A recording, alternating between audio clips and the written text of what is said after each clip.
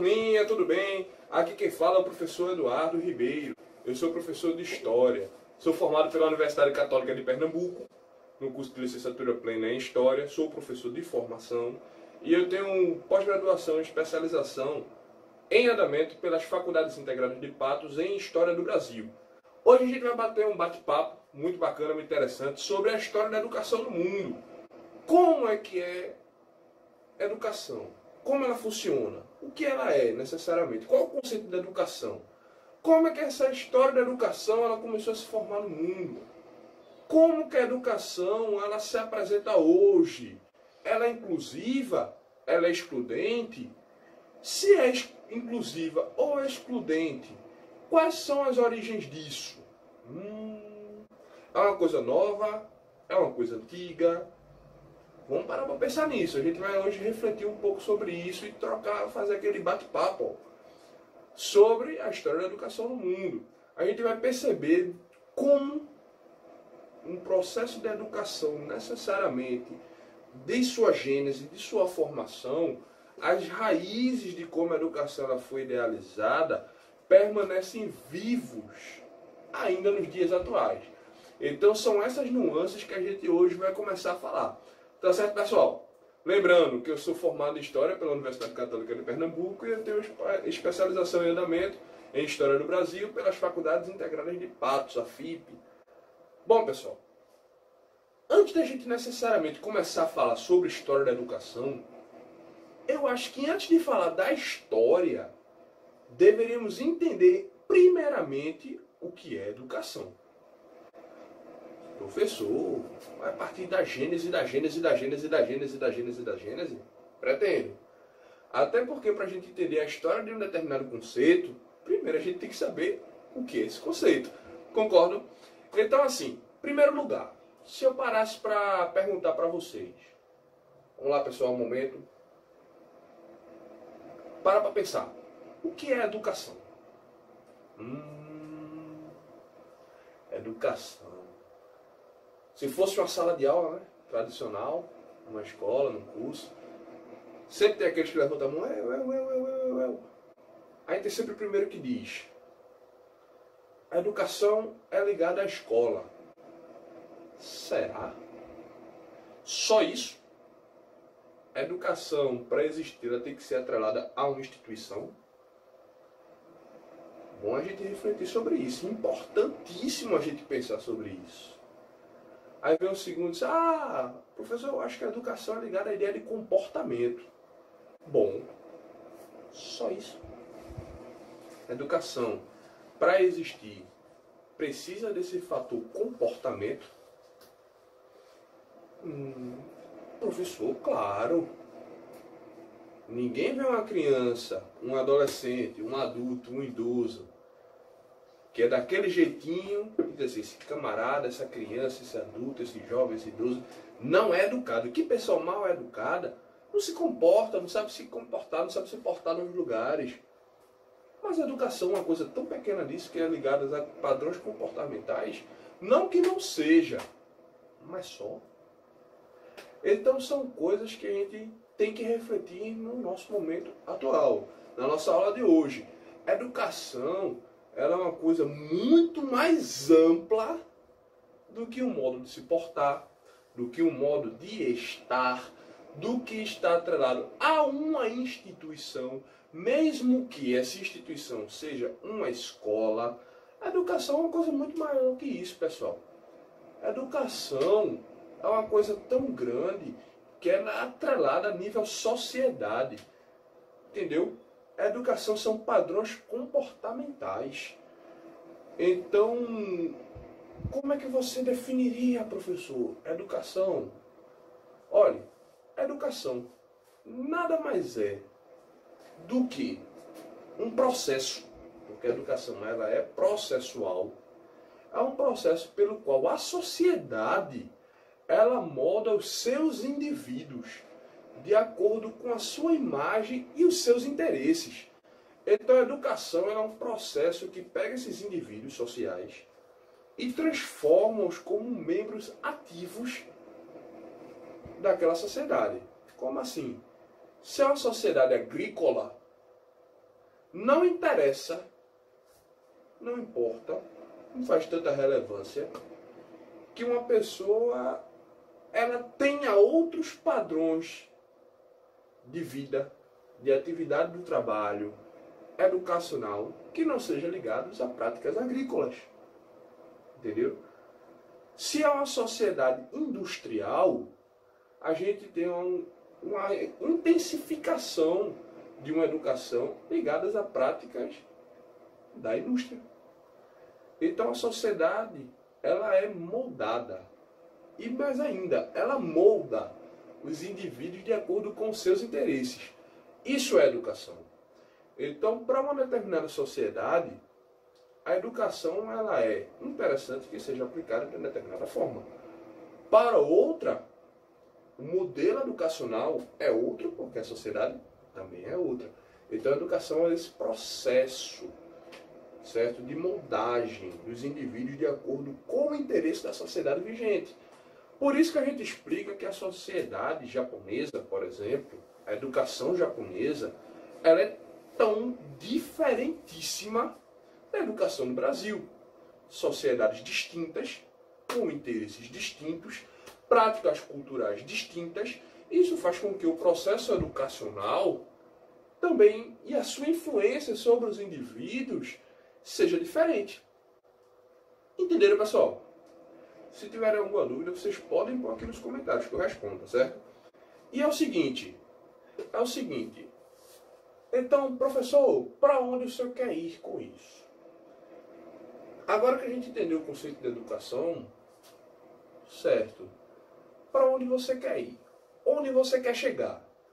Por que essa discussão está sendo feita dessa forma? Bom, o que é que Eduardo quer trazer de reflexão para vocês? Eduardo quer que vocês pensem que se a educação, esse processo de tornar os indivíduos interessantes para aquela sociedade, a gente tem que pensar o porquê hoje a educação ela não é plenamente includente. Não é. Poderia alguém discordar de mim? Discordo de você, professor. Está errada a sua definição. Por quê? Humildemente, diga, por que eu estou errado? Alguém responderia assim, olha, é o seguinte, eu discordo de você, porque a educação é includente sim. Todo lugar, todo bairro tem pelo menos uma escola.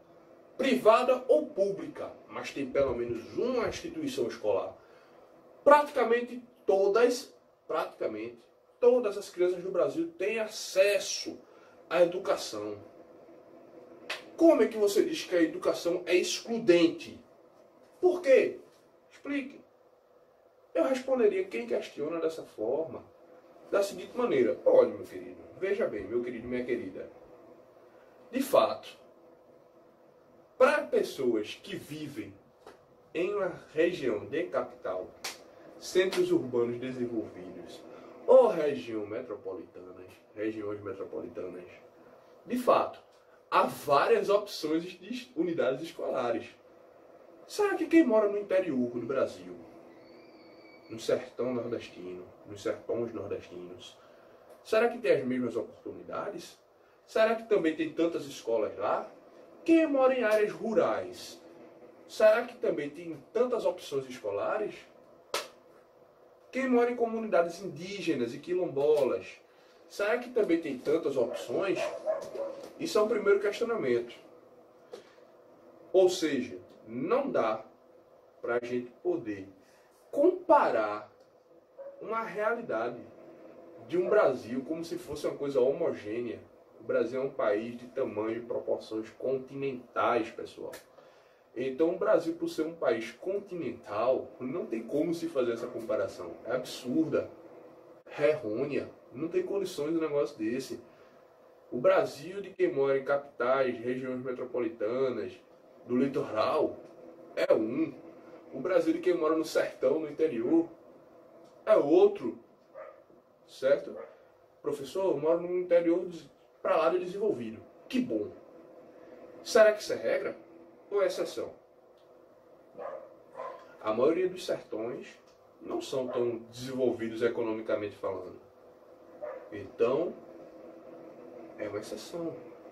E aí a gente vai para o segundo item de argumento lógico em relação a isso.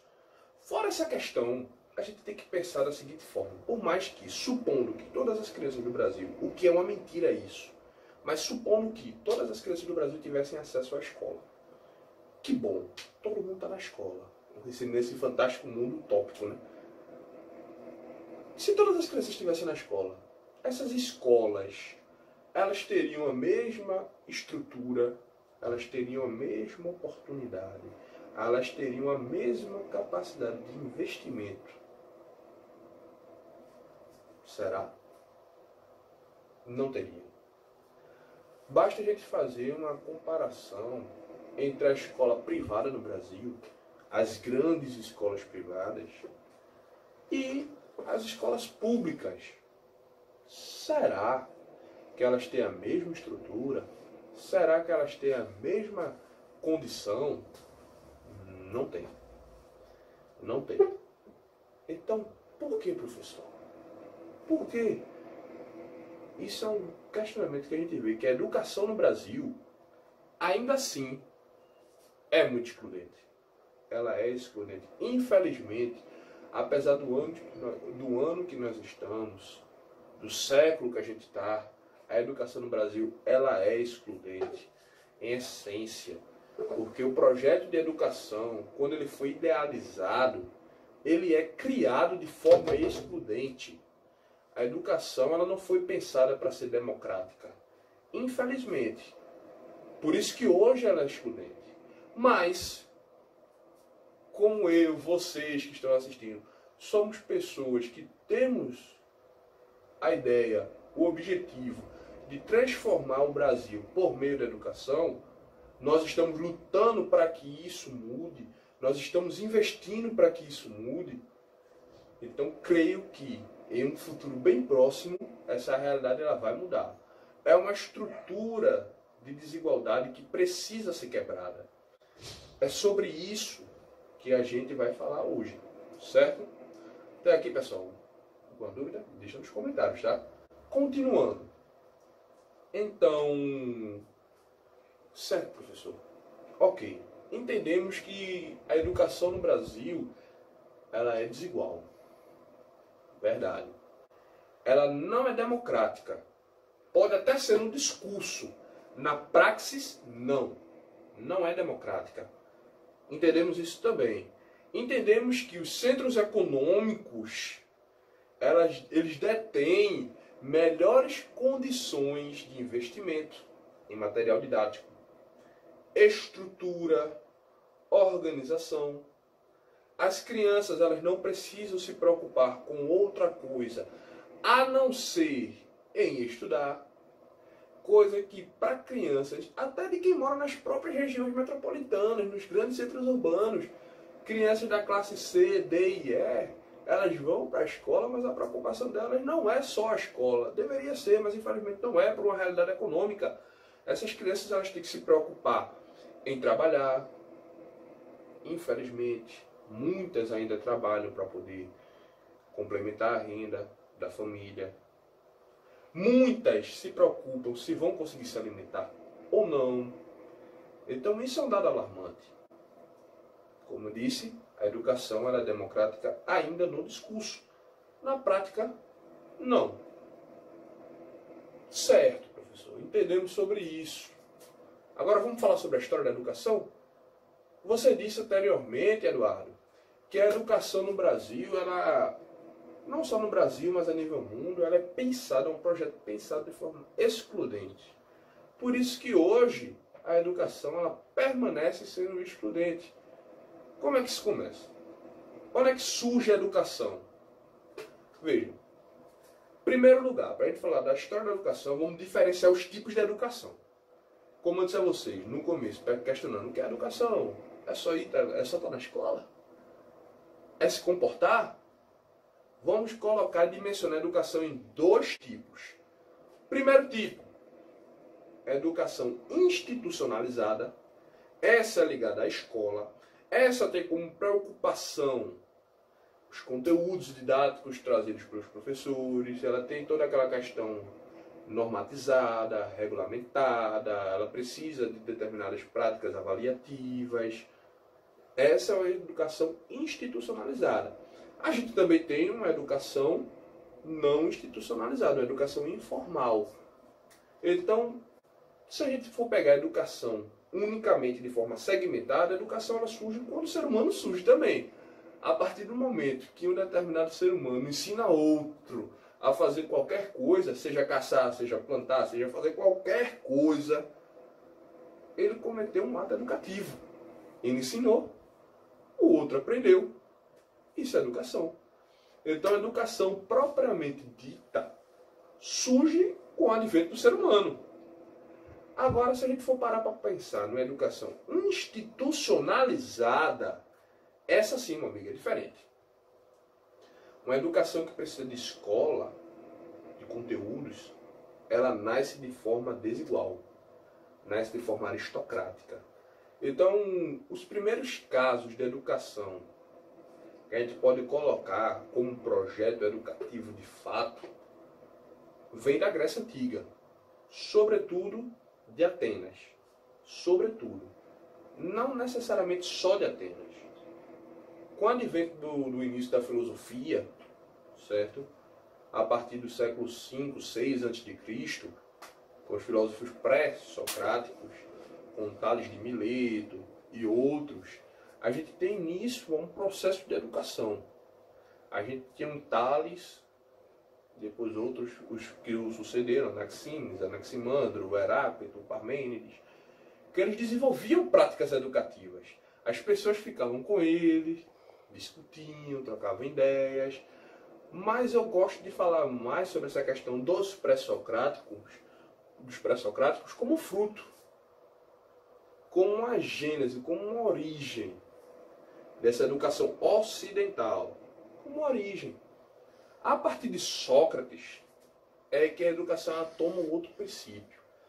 Sócrates ele ficava nas praças públicas, nos espaços públicos, e as pessoas chegavam perto dele e Sócrates.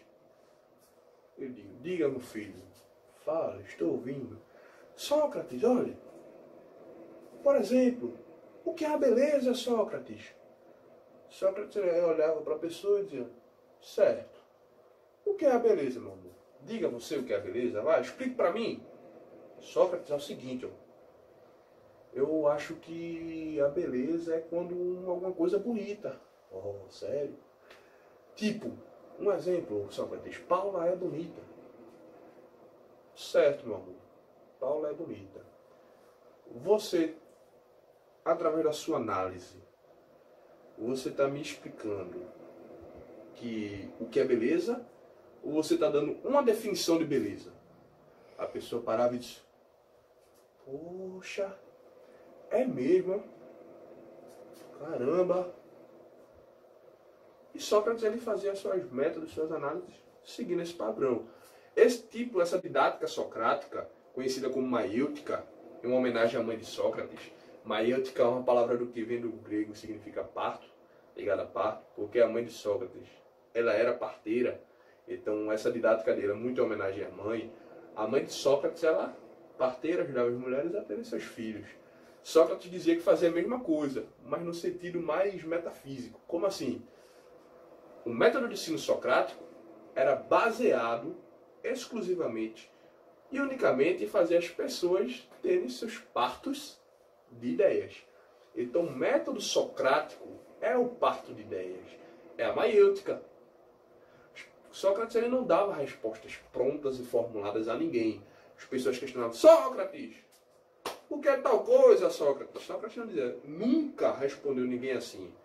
Olha, meu filho, tal coisa é X. Ele não fazia isso. Ele não dava respostas prontas a ninguém. E é isso que muitas vezes nós, professores, temos que fazer com os nossos alunos. A gente não pode chegar e dar uma resposta pronta, formulada, de forma alguma. A gente tem que fazer com que a pessoa, ela por si só, ela reflita sobre o questionamento que ela fez, que ela apresentou, e desenvolva um raciocínio lógico a ponto de conseguir responder aquilo ali. O professor ele tem que dar os caminhos. É o que Sócrates fazia, o método da maiêutica dele. Certo, e onde é que está o projeto excludente nisso que você tanto falou? Certo, onde é que está?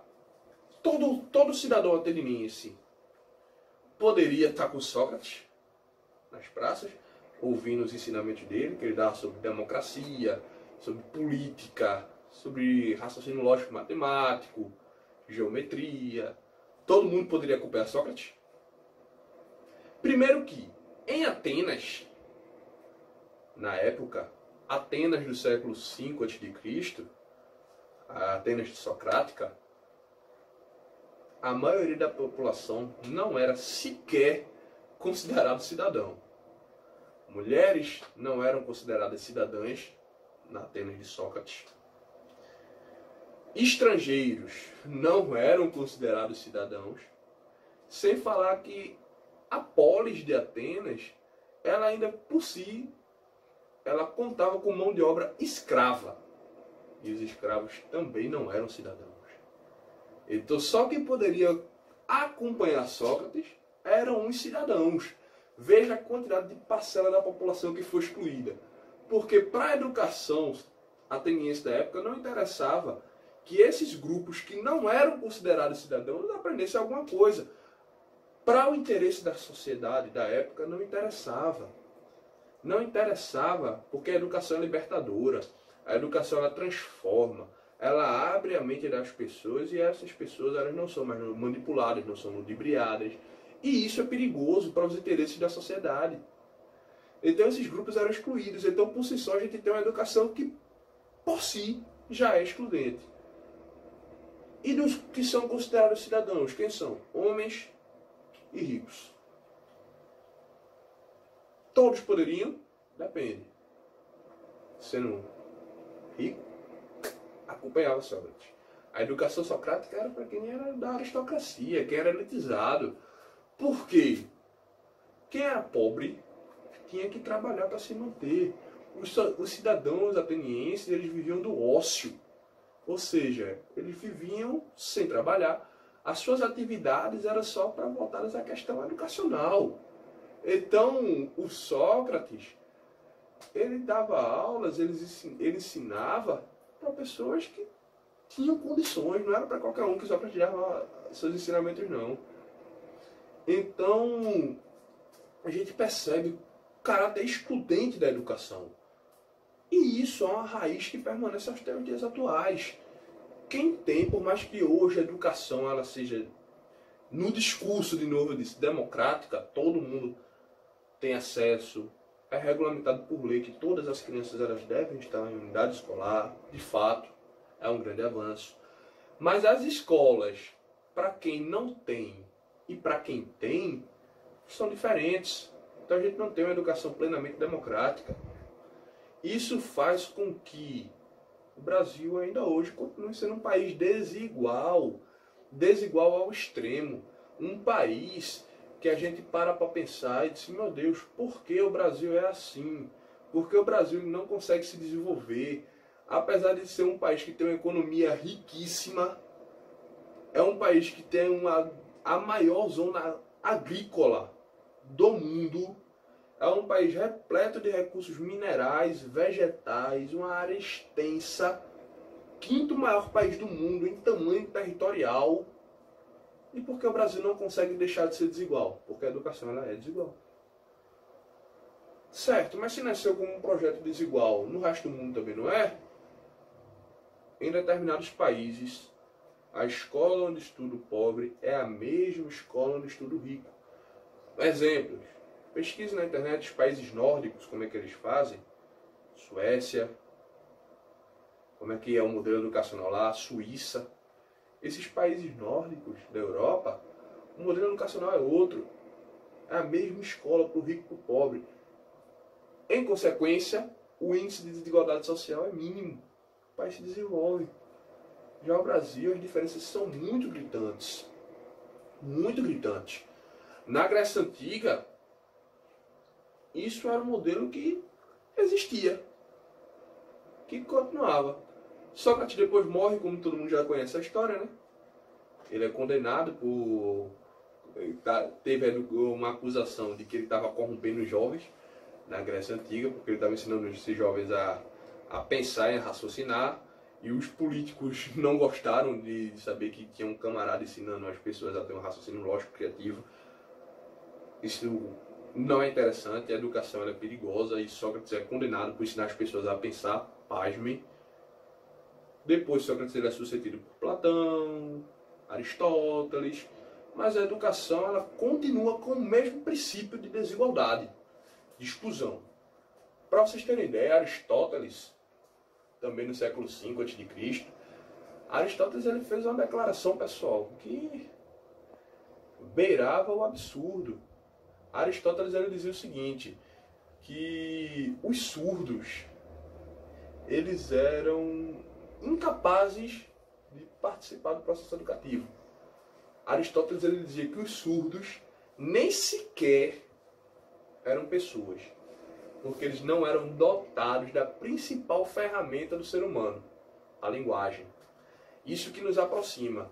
Eu estou no meu espaço, no meu lugar, no meu momento geográfico, no meu lugar, vocês estão no de vocês. O que nos une hoje, a tecnologia, uma tela, seja de computador, de TV, de smartphone, uma tela. Mas estamos afastados fisicamente. Por mais afastados que estamos, a linguagem ela nos aproxima. A tecnologia, se não fosse a linguagem, ela seria morta, seria nula, ela nem existiria. A linguagem ela nos aproxima. Aristóteles, ele dizia que o surdo ele nem ser humano é. Ele não é dotado de linguagem. Então, por conta disso, os surdos eles foram proibidos de estudar. Não eram nem considerados seres humanos. Pasmem. E isso dura 20 séculos.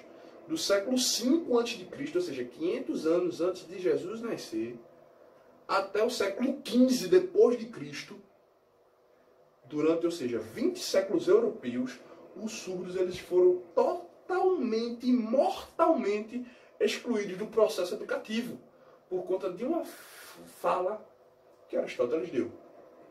Interessante que Aristóteles, a sua contribuição para a filosofia, para a história da filosofia, é incalculável. Eu tenho vários livros de Aristóteles aqui, e a sua contribuição ela é incalculável. Aristóteles era um gênio, mas como é ser humano, ela é falível, sobretudo pela sociedade que ele vivia naquele momento, né? Aquela sociedade que ele estava pertencente. Ele não tinha as mesmas informações que a gente tem hoje. Mas veja, que essa fala que Aristóteles deu, infelizmente gerou um fruto negativo que durou muito tempo. E dura. Basta a gente parar e pensar. Poxa, como é a questão dos surdos hoje? Pensa nisso. Será que os surdos, eles têm a mesma condição que eu e você tem, ouvintes? Será que existem no Brasil escolas? Existem, mas muitas bilíngues? Bilíngues no sentido, não português e inglês, como hoje existem muitas, né? Mas no sentido português-libras? Existem? Não existem. Pouquíssimas escolas hoje no Brasil, elas são abertas à comunidade surda. Aliás, corrija até o que eu disse, são abertas, sim. O menino vai lá, se matricula. Eu me lembro que no meu ensino médio, tinha uma menina surda na minha sala. Mas na época eu não sabia me comunicar através das libras, hoje eu sei um pouco. Na época eu não sabia, eu era estudante de ensino médio. E eu lembro que os professores entravam na sala, davam suas aulas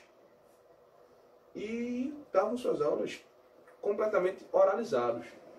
A menina, coitada, ela sobrava. Ela não sabia o que estava acontecendo, ela não sabia o que ia fazer, o que deixava de ser feito. Ela não sabia, ela não entendia, ela era surda. A sorte dela é que na sala tinha uma menina chamada Andresa, que ela tinha um conhecimento nas libras e ela ajudava essa nossa amiga. Ela ajudava. Então, a gente percebe como é excludente. E a situação dela, coitada. Como é que ela ficava? Entenderam? Isso é muito complicado, é muito difícil, meu gente, é muito difícil. A obrigação da escola era criar meios. E quando eu digo obrigação da escola, não é só necessariamente a instituição que eu fiz o meu ensino médio, mas ao sistema educacional. É a obrigação do sistema educacional criar meios e métodos para que essa exclusão ela não ocorra mais. Estamos no século XXI, entendeu? É a obrigação do sistema criar métodos para que essa pessoa seja incluída. Os professores, muitas vezes a gente tem uma mania, né, de atribuir também culpa só aos professores. Os professores, coitados, muitos dos não tiveram a formação de Libras na época que fizeram a graduação. Não tem tempo de se especializar e fazer um curso depois. Então, o que a escola deveria fazer? Em caso de... Porque também a gente tem que pensar que tem os que sabem, né? No caso dos que sabem, eles têm a obrigação de transmitir conhecimento àquela menina também. E no caso dos que não sabem, o sistema educacional tem que prover formação e capacitação para esses. Ou pelo menos providenciar intérpretes para que eles fiquem na sala de aula junto aos professores e que esses intérpretes eles transmitam o conhecimento para aquela criança, para aquela adolescente. Não se pode permitir a exclusão no Brasil. A comunidade surda ela sofre muito ainda hoje. O que eu digo novamente, a educação ela ainda hoje não é democrática. É no discurso. Na prática, não. Não é. E eu digo mais, infelizmente, está longe de ser. Como é que a gente muda isso, professor? Bom, o primeiro passo da mudança é a consciência que eu e você a gente tem que ter, pessoal. Cobrar um discurso desse que eu estou fazendo é um primeiro passo. Porque quando a gente para enxergar a necessidade do outro, a gente passa a ser mais humano também. A gente passa a querer incluí-lo também. Então isso faz uma diferença muito grande. A mudança de perspectiva. Entendeu? É a gente enxergar aquele indivíduo que historicamente a gente não enxerga. É a gente vê-lo como ser humano igual a nós. E é isso a educação que eu acredito. A educação da inclusão, da transformação. E isso é fundamental para que a gente possa perceber essas nuances que elas existem hoje. Alguma dúvida? Se tiver, só põe no comentário aqui, tá certo? Continuando, se tiver qualquer coisa, pessoal, lembrando, comenta aqui no vídeo, certo? Nos comentários aqui, que a gente tira todas as dúvidas, tá certo? Continuando o que a gente estava falando, sobre essas questões que a gente estava falando, eu me apoiei muito nesse livro aqui, História da Educação, da professora Cíntia Greve Veiga, certo? Ele é um livro muito bom, certo? Deixa eu aproximar aqui da câmera para que vocês consigam observar. É um livro muito bom, História da Educação, da professora Cíntia Greve Veiga. Ele é um